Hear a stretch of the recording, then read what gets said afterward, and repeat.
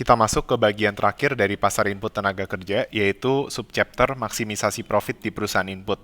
Nah, sebelumnya kita udah membahas kalau di input tenaga kerja ya, itu maksimisasi profit tercapai ketika apa? Dia meng-hire labor dari W sampai MRPL gitu ya. Intuisinya tadi ya, dia dibayar sesuai dengan tambahan kontribusinya, seperti itu. Di mana W itu adalah PL. Sehingga sebenarnya kita bisa dapat informasi lainnya. Jadi intinya suatu harga input itu harus sama dengan marginal revenue productivity inputnya, seperti itu ya. Itu adalah kesimpulan yang bisa kita ambil seperti itu teman-teman. Nah, selanjutnya adalah langkah selanjutnya apa nih? Langkah selanjutnya adalah kan kita tahu ya bahwa kalau misalnya ada dua input, itu aturan maksimisasi profit kan MPL per PL sama dengan MPK per PK ya. Nah, bagaimana kalau sekarang ada tiga input? Nah, jadi dibikin sama dengan MPA per PA gitu.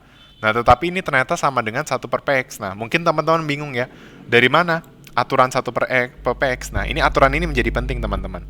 Karena bisa saja nanti ada berbagai kombinasi di mana MPL per PL sama dengan MPK per PK sama dengan MPA per PA. Tetapi ternyata kita nggak tahu nih kombinasi mana yang, jadi misalnya dua kombinasi, yaitu ketika MPL per PL sama dengan MPK per PK sama dengan MPA per PA sama dengan 1, lalu yang satunya lagi 0,5. Nah, kita nggak tahu mana yang dipilih yang memaksimisasi profit. Nah, nanti cara milihnya adalah kita pilih yang dia itu harus 1/PX gitu. Nah, tetapi 1/PX itu dari mana sih? Nah, dari sini teman-teman. Kan kita tahu bahwa pada saat maksimum profit, ambil contoh aja ya, PL sama dengan MRPL. Oke, jadi PL sama dengan MRPL.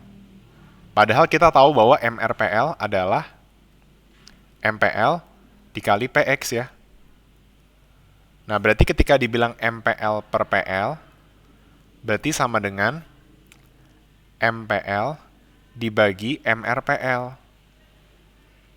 Nah, MPL dibagi MRPL itu adalah MPL dibagi MPL kali PX. Ini dicoret, jadinya adalah 1/PX. Nah, ini juga akan berlaku juga dengan MPK per PK dan MPA per PA. Maka kita sekarang udah belajar nih, oh kalau ada banyak input, kita cari maksimisasi profit yang ketika nilai MPL per PL, MPK per PK, MPA per PA, atau rasio marginal productivity dengan harga input itu harus 1 per harga output gitu. Ini kesimpulan yang baru nih ya. Oke, nah sekarang kita langsung aja masuk ke contoh soal. Ini contoh soal yang mudah dulu, yang nomor 9 ya. Dikasih tahu MRPL 50, MRPK 100, PL 10, PK 20. Nah, di sini kita nggak dikasih tahu harga output. Nah, tapi bagaimana kita bisa tahu apakah dia sudah memaksimumkan profit atau enggak? Nah, caranya ya kita harus uji apakah ini udah tercapai nih MPL per PL sama dengan MPK per PK. Nah, padahal kan rumus MRPL adalah MPL kali PX. Sehingga kalau kita ubah ini jadi MPL sama dengan MRPL per PX ya. Ini gampang ya, tinggal ini dibagi PX, PX-nya habis, ini jadi MRPL per PX. Begitu pula juga berlaku dengan MRPK ya. Jadinya MPK sama dengan MRPK per PX. Nah, berarti MPL per PL adalah MRPL dibagi apa? Kan MPL adalah MRPL per PX, jadinya ini MRPL per PX ini sebagai MPL, 1/PL itu jadi PL, jadi makanya MPL per PL itu adalah MRPL dibagi PX, ini adalah MPL-nya sendiri dikali 1/PL, jadinya nanti MPL per PL. Nah, dapatlah hasilnya adalah kan MRPL dibagi PL sendiri itu hasilnya 5 ya. Karena MRPL-nya 50, PL-nya 10. 50 bagi 10, 5. 5 per PX gitu. Nah, sama ini juga MRPK 100, PK 20. Berarti 100 per 20, 5. 5 per PX. Nah, ternyata udah sama nih MPL per PL sama MPK per PK. Jadi jawabannya apa? Is the firm maximizing profit? Jawabannya yes, dia sudah maximizing profit. Kenapa? Karena MPL per PL sama dengan MPK per PK. Nah, tapi bagaimana kalau kondisinya tidak sama? Nah, kalau kondisinya tidak sama ada dua kemungkinan ya. Apakah MPL per PL lebih kecil dari MPK per PK atau MPL per PL-nya lebih besar dari MPK per PK? Nah, saya rasa ini udah dibahas di soal sebelumnya ya. Jadi ininya asumsiin sama ya. Berarti ini kan kalau MPL di bawah MPK, MPL-nya harus misalnya 6 di bawah 8. Kan ini turun jadi 7, ini naik jadi 7 ya. Berarti MPL harus naik, MPK harus turun. Kalau MPL naik, jumlah tenaga kerja turun, capital ditingkatkan. Nah, begitu pula sebaliknya kalau MPL per PL lebih besar dari MPK per PK. Oke. Nah, nanti coba untuk soal yang ini gimana menurut teman-teman? Apakah dia sudah maximizing profit atau belum nih ya? Silahkan coba kerjakan sendiri. Nah, sekarang kita masuk ke soal terakhir yang lumayan panjang juga. Ini penjelasannya. Kita dikasih tahu bahwa the following data represent output for a PCM ya. Perfect competitively firm with a product price of $2 per unit. Jadi ini sebagai harga output ya, $22. Nah, ini menunjukkan jadi ceritanya secara parsial ya. Kalau dia pakai labor dari 0 sampai 6, output yang dihasilkan berapa? Nah, saya nggak tahu nih produksinya gimana, tapi yang jelas ini adalah output yang dihasilkan kalau pakai input labor sekian ya. Ini output yang dihasilkan kalau pakai input capital sekian ya. Ini output yang dihasilkan kalau pakai input land sekian.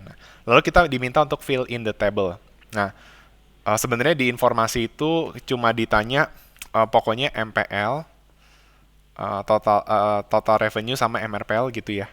Begitu pula juga dengan yang capital MPK, TR sama MRPK, terus ditanya juga MPA, TR sama MRPA. Cuma saya bikin ini aja tabel tambahan ya. Kayak MPL per PL-nya, terus variable cost-nya sama profit-nya, seperti itu teman-teman. Nah, cara nyari MPL saya nggak akan ajarkan, ya ini pendekatan diskrit aja. Terus MPL per PL, nah ini dikasih tahu informasinya dari sini nih teman-teman. Harga labornya 4, berarti PL itu 4 ya. Terus harga capital 10, berarti PK-nya 10. Harga price of land-nya 80, berarti PA-nya itu adalah 80 ya. Kita ditanya profit maximize. Selain ini kan udah table udah dilengkapi ya. Nah, nanti oh ya, ini cara-cara mencari tabelnya kan MPL tadi ya, delta Q per delta L. Begitu pula MPK ya, delta Q per delta K, MPA delta Q per delta land-nya. Nah, MPL per PL ya tinggal dibagi dengan informasi ini, harga labornya ya. Dan begitu pula juga dengan MPK per PK dan MPA per PA. Nah, bagaimana mencari total revenue? Total revenue itu tinggal price kali quantity. Nah, kita udah tahu bahwa harga output itu adalah $2. Berarti tinggal Q-nya dikalikan dengan 2 ya. Itu total revenue. Nah, terus variable cost itu adalah total cost dari per labor dikalikan jumlah labor yang digunakan. Itu kalau input labor. Kalau capital berarti jumlah capital yang digunakan dikalikan dengan harga capital seperti itu ya. Nah, karena harga labornya 4, makanya nih 0, 4, 8 sampai 24. Karena harga capital 10, 0, 10 sampai 60. Harga land-nya 80, 0, 80 sampai 480, kelipatan 80. Nah, berarti profit itu, ceritanya asumsinya nggak ada fixed cost, berarti tinggal total revenue kurang variable cost. Kalau MRPL itu adalah ini ya, bisa dicari dengan selisih TR, atau bisa juga MPL dikalikan PX gitu ya, sama aja. Nah, pokoknya kalian isi tabelnya gitu ya, udah kedapet nih ya. Nah, pokoknya intinya aku nemuin nih kondisi yang ini nih MPL per PL, yang kondisi nih MPL per PL, MPK per PK sama dengan MPA per PA. Nah, satu per PX aku abaikan dulu nih. Nah, ternyata aku dapetnya di yang hijau ini nih. Ketika MPL per PL-nya 1, jadi ini kan kita bisa lihat di sini ya. Profit itu dari 0, 20 ya sampai 40. Yang paling gede itu yang 44. Berarti taruhlah antara 4 atau 5 labor. Sedangkan yang capital paling tinggi itu 60 profitnya. Itu antara 3 capital atau 4 capital. Sedangkan land itu profit paling tinggi ada di 3 atau 4.